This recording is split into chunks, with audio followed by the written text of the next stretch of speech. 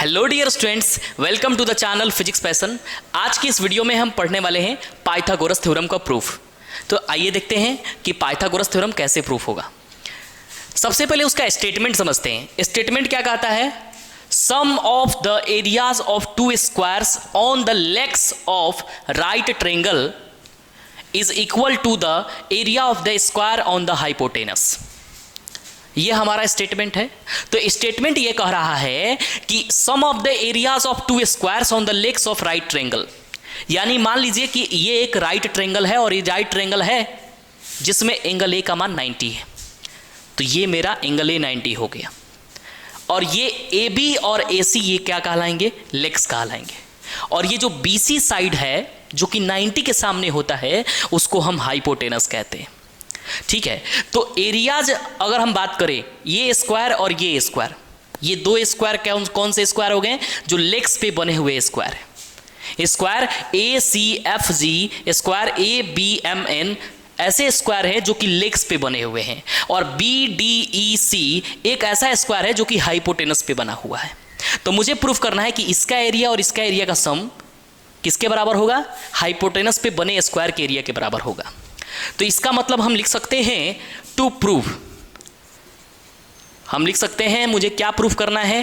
The area of A C F G plus area of A B M N, इनका जो sum होगा equal to area of B D E सी।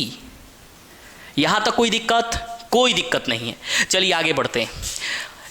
आपको क्या लगता है इसमें कोई कंस्ट्रक्शन करना पड़ेगा कि नहीं? बिल्कुल कंस्ट्रक्शन करना पड़ेगा, क्योंकि हम इस थ्योरम को प्रूफ जो कर रहे हैं उसे किस मेथड से प्रूफ कर रहे हैं? एरिया ऑफ पैरेललोग्राम का कॉन्सेप्ट हम यहां लगाएंगे, जो कि क्लास 9th में पढ़ना है। ये एक यूनिक प्रूफ है और ये बहुत कम देखने को मिलता है। तो बेसिकली मैं आपको एरियाज ऑफ पैरेललोग्राम का प्रूफ लगा करके पाइथागोरस थ्योरम प्रूफ करने वाला हूं। पाइथागोरस थ्योरम को एक और तरीके से प्रूफ कर सकते हैं, सिमिलैरिटी ऑफ ट्रायंगल के हेल्प से, लेकिन हम यहां पर जो प्रूफ पढ़ने वाले हैं एरियाज ऑफ पैरेललोग्राम के हेल्प से पढ़ने वाले हैं। आइए देखते हैं। कंस्ट्रक्शन में क्या करिएगा? ज्वाइन कर दीजिएगा। किसको किसको ज्वाइन करिएगा? देखिए, ज्वाइन, आप MC को ज्वाइन करिएगा, ठीक है, MC कॉमा, फिर आप उसके बाद AD को ज्वाइन करिएगा, फिर उसी तरह से आप BF को ज्वाइन करिएगा एंड किसको ज्वाइन करिएगा? किसको? BF को ज्वाइन करिएगा और AE को ज्वाइन करिएगा। साथ में आपको ड्रॉ करना है AX perpendicular to DE। Perpendicular draw हो गया, AX परपेंडिकुलर टू DE। आइए ज्वाइन करते हैं। हमने MC को ज्वाइन कर दिया, हमने AD को भी ज्वाइन कर दिया, ठीक है। फिर उसके बाद हम इसमें अब ऐसे BF को ज्वाइन करेंगे और उसके बाद हम AE को ज्वाइन करेंगे और साथ में हम इसमें एक परपेंडिकुलर खींच देंगे, that is AX perpendicular to DV और इसको Y नाम दे देते हैं। हो गया कंस्ट्रक्शन का काम। बहुत सिंपल, कंस्ट्रक्शन का काम हो गया। अब सबसे पहले हमें क्या करना है? सबसे पहले मुझे इस ट्रायंगल ABD, नाम ध्यान से सुन लीजिए, नाम जो है वो आपके दिमाग में होना चाहिए, क्योंकि ट्रायंगल तो यहाँ है और आप बैठे हैं वहाँ, तो इसीलिए नाम अगर आप ध्यान से नहीं सुनिएगा तो आपको फील नहीं आएगा। ABD और MBC देख लीजिए ट्रायंगल, और ABD देख लीजिए। इन दोनों को पहले हम क्या करते हैं? कॉन्ग्रुएंट करते हैं, ठीक है। चलिए यहाँ से लिखते हैं नाउ, ऐसे यहीं से लिखते हैं नाउ। हम प्रूफ में आते हैं, प्रूफ लिख देते हैं। In triangle MBC and triangle, कौन सा ट्रायंगल? ABD,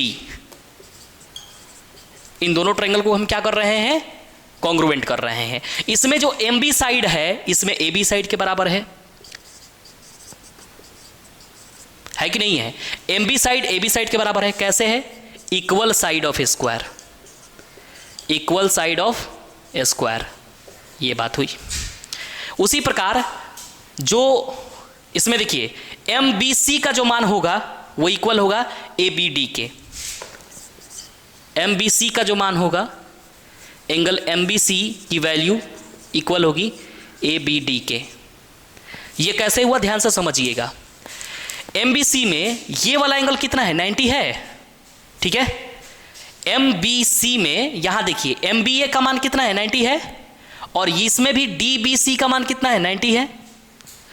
अगर आप इसमें ये वाला एंगल B, ये वाला एंगल अगर जोड़ दीजिएगा तो क्या बन जाएगा, MBC बन जाएगा, और इसमें अगर एंगल B जोड़ दीजिएगा तो ABD बन जाएगा, तो ये इक्वल हो जाएगा। तो आप लिख दीजिएगा, चूंकि क्या लिखिएगा, एंगल MBC में आपने क्या कर दिया, जोड़ दिया ABC, और इक्वल टू एंगल DBC में आपने फिर जोड़ दिया ABC। तो ये एंगल बराबर हो गए। फिर एक साइड देखिए MBC में ये BC साइड इक्वल हो जाएगा किसके, BD के, क्योंकि क्या है BDEC स्क्वायर के साइड है। BC और BD आपस में इक्वल हो जाएंगे। BC किस में का है, MBC में का, और BD किस में का है, BD जो है देखिए ABD में का है। तो ये आपने लिख दिया इक्वल साइड ऑफ स्क्वायर।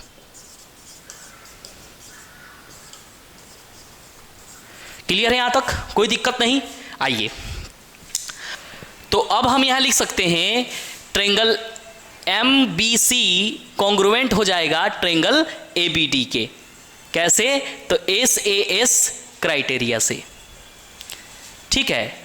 उसके बाद एक इंपॉर्टेंट पार्ट है, एरिया ऑफ पैरेललोग्राम का मेन कॉन्सेप्ट है जिसको यूज करके हम प्रूफ करने वाले हैं कि अगर दो पैरेलल लाइन ऐसे दिया है, ठीक है, और दोनों पैरेलल लाइन में मान लीजिए कि इसको आप उसने बोल दिया कि ये पैरेललोग्राम है, ठीक है, इसको थोड़ा आगे तक भी बढ़ा सकता है, ठीक है, कोई दिक्कत नहीं है।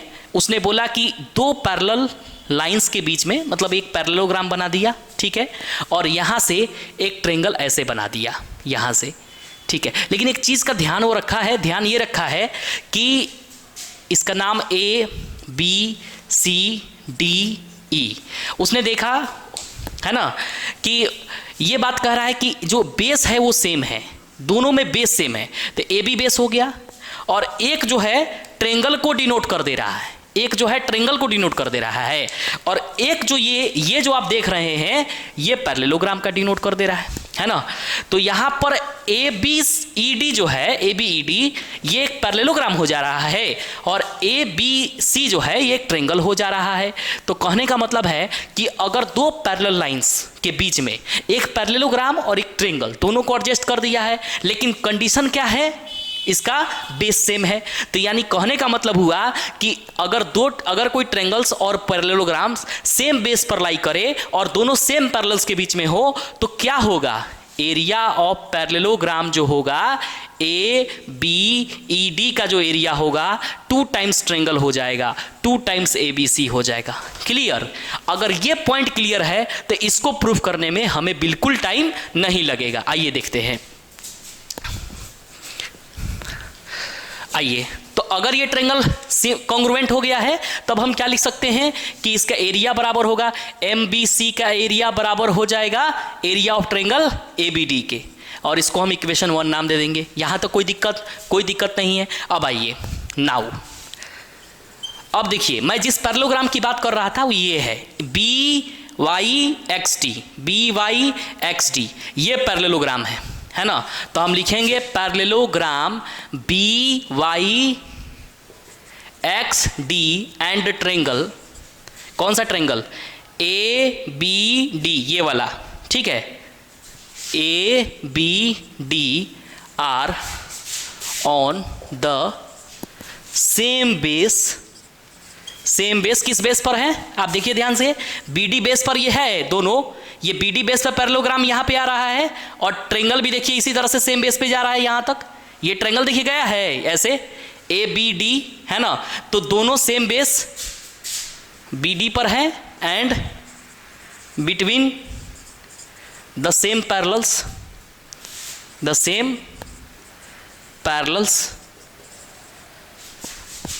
बी डी पैरेलल क्या लिख सकते हैं, ए एक्स। इसीलिए जो इसका एरिया होगा किसका, ट्रायंगल का, ए बी डी का जो एरिया होगा, area of triangle A B D, area of, पहले हम पैरेललोग्राम लिख देते हैं, बी डी एक्स वाई जो होगा वो क्या हो जाएगा, 2 times area of A B D हो जाएगा। इसको हम इक्वेशन 2 मान लेते हैं। और हम इक्वेशन 1 2 से ये कह सकते हैं, यहां से और यहां से क्या कह सकते हैं, फ्रॉम इक्वेशन 1 एंड 2 हम ये कह सकते हैं कि जो एरिया होगा बी डी एक्स वाई का वो क्या होगा, इस 2 इंटू इस ए बी डी की जगह पर हम ये area of M B C रख सकते हैं। कोई दिक्कत, इसको हम इक्वेशन 3 मान लेते हैं, कोई समस्या नहीं। नाउ अब उसी तरह से ध्यान देंगे यहां पर, अब ये उसी प्रकार ये पैरेललोग्राम हो जाएगा, ए बी एम एन क्या हो जाएगा, ए बी एम एन एक पैरेललोग्राम हो जाएगा। अब A B M N parallelogram हो जाएगा और ट्रायंगल क्या हो जाएगा मेरा, एम बी सी ट्रायंगल हो जाएगा। ठीक है, ध्यान से देखिए, एम बी सी ये वाला ट्रायंगल, ठीक है। तो A B M N parallelogram और ट्रायंगल एम बी सी ये दोनों सेम बेस एम बी और same parallels N C and N B के बीच में लाई करेगा। ठीक है, सॉरी एम बी के बीच में लाई करेगा, एन सी और एम बी के बीच में लाई करेगा। तो हम लिखेंगे parallelogram A B M N, है ना, एंड उसी प्रकार triangle M B C lie, triangle M B C lie on the base B M and क्या, B M and same parallels, क्या हो जाएगा, सेम पैरेलल्स में B M parallel N C, B M parallel N C. तो इसीलिए इसका भी जो एरिया होगा ए बी एम एन का, area of A B M N जो होगा वो बराबर हो जाएगा area of 2 times area of M B C. कोई दिक्कत, ये हो गया। इसको हम इक्वेशन 4 नाम दे रहे हैं। ठीक है, अब देखिए, अब ये ए बी एम एन है और 2 टाइम्स एम बी सी, ये भी 2 टाइम्स एम बी सी है। तो इक्वेशन 3 और 4 से हम ये कह सकते हैं कि area of B D X Y किसके बराबर हो जाएगा, area of A B M N के बराबर हो जाएगा। फ्रॉम इक्वेशन 3 एंड 4 हम लिख सकते हैं area of A B M N जो होगा वो बराबर हो जाएगा एरिया ऑफ किसके, बी डी एक्स वाई के। ठीक है, इसको मैंने लिख दिया।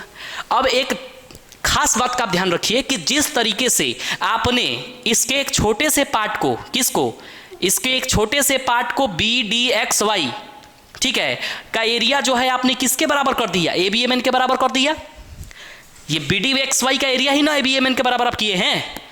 उसी प्रकार आप इसके पार्ट को, जो ये बचा हुआ पार्ट है, इस वाला पार्ट जो है, ये वाला पार्ट सी ई एक्स वाई, ये इक्वल हो जाएगा इस स्क्वायर के, ए सी एफ जी के बराबर हो जाएगा। तो सिमिलरली करके हम लिख सकते हैं, क्योंकि जो कंस्ट्रक्शन मैंने इधर किया है, इधर एम बी सी लिए हैं तो इधर हमने एफ सी बी लिए हैं, है ना। तो इसी सिमिलरली हम लिख सकते हैं कि एरिया ऑफ क्या हो जाएगा, एरिया ऑफ यहाँ पे ए सी एफ जी जो होगा वो बराबर हो जाएगा area of C E X Y, C E X Y. इसको हम इक्वेशन 5 और इसको इक्वेशन हम 6 बोल दे रहे हैं। और 5 और 6 को हम क्या कर देंगे, ऐड कर देंगे। ठीक है, हम लिखेंगे ऐड इक्वेशन 5 एंड 6, इसको ऐड कर दीजिए आप।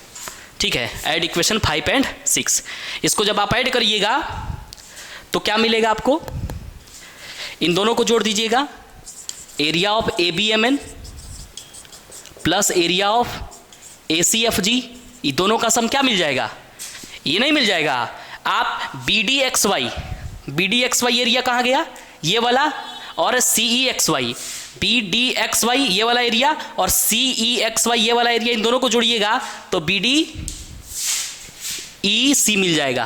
क्या मिलेगा, इक्वल टू में BDEC, एरिया ऑफ BDEC। इसके साथ पाइथागोरस थ्योरम आपका खत्म हो जाता है। तो अगर आपको ये वीडियो अच्छा लगा तो इस वीडियो को लाइक करिए, सब्सक्राइब करिए मेरे चैनल को, वीडियो को शेयर करिए। Okay, thank you.